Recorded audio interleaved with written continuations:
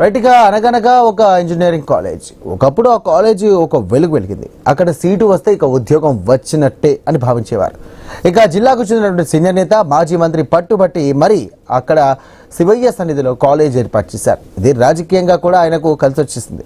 ఇక విపక్షానికి ఇది కాస్త ఇబ్బందిగా మారింది. విపక్షానికి అధికారం దక్కడంతో ఏకంగా ఆ ఇంజనీరింగ్ కాలేజీ మూతపడింది. ఆ కాలేజీ చుట్టూ క్రమంగా రాజకీయాలు కుమ్ముకున్నాయి. ప్రభుత్వం మారడంతో ఇప్పుడు మళ్ళీ ఆ ఇంజనీరింగ్ కాలేజ్ తెరుచుకుంది. ఒక మహానాయకుడు స్థాపించినటువంటి ఆ ఇంజనీరింగ్ కాలేజీకు మళ్ళీ పూర్వ వైభవం రావడంతో ఇప్పుడు స్థానిక ప్రజలు విద్యార్థులు కూడా ఆనందానికి హద్దులు దాటాయి. ఇక దక్షిణ కాశీగా పేరు పొందినటువంటి క్షేత్రం శ్రీకాళహస్తి ఆధ్యాత్మికంగానే కాకుండా రాజకీయంగా కూడా ఈ ప్రాంతం ఎంతో ఖ్యాతికెక్కింది. దివంగత ఎన్టీఆర్కు అటు తర్వాత చంద్రబాబుకు అత్యంత సన్నిహితంగా వెళ్లినటువంటి దివంగత నేత బొజ్జల గోపాలకృష్ణారెడ్డి ఈ ప్రాంతవాసి. ఇక్కడ నుండి ఆయన అనేక మార్లు ఎమ్మెల్యేగా గెలిచి మంత్రిగాను కొనసాగారు. ఒక రకంగా శ్రీకాళహస్తి బొజ్జల కుటుంబం అడ్డా. ఇక శ్రీకాళహస్తి దేవస్థానానికి అనుబంధంగా 1997లో Srikalahastiswara Institute of Technology and Sciences engineering కళాశాల ఏర్పాటైంది. అప్పటి మంత్రి శ్రీకాళహస్తి ఎమ్మెల్యే అయినటువంటి బొజ్జల గోపాలకృష్ణారెడ్డి ప్రత్యేక చొరవ తీసుకుని ఇక తన సొంత నియోజకవర్గంలో ఈ ఇంజనీరింగ్ కళాశాలను ప్రారంభించారు. 55 ఎకరాల సువిశాల విస్తీర్ణంలో ఏర్పాటైనటువంటి స్కిట్ కళాశాల కొన్నేళ్ల పాటు ఓ వెలిగింది. ఇక చక్కని విద్యాబోధన ప్లేస్మెంట్స్తో పాటుగా ఈ కళాశాలలో ఇంజనీరింగ్ సీట్ కోసం విద్యార్థులు పోటీపడ్డారు.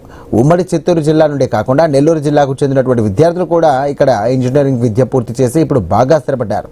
కానీ క్రమంగా ఈ కళాశాలపై నీళ్లు కమ్ముకున్నాయి.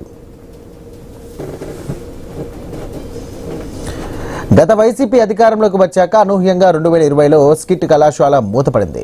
మిగతా ప్రైవేట్ ఇంజనీరింగ్ కళాశాలతో పోటీలో స్కిట్ వెనుకబడిందంటూ చెబుతున్నప్పటికీ టీడీపీ నేతల వాదన మాత్రం మరోలా ఉండేది.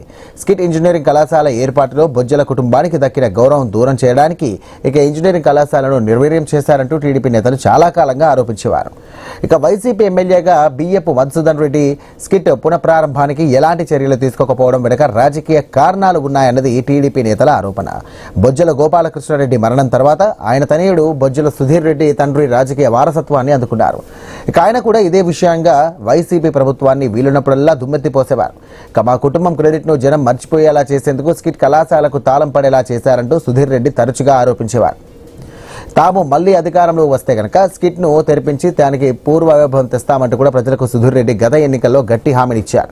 ఇక యువగలం పాదయాత్రలో లోకేష్ చేత కూడా ఇదే హామీ కాళహస్తి వాసులకు కూడా ఇప్పించారు.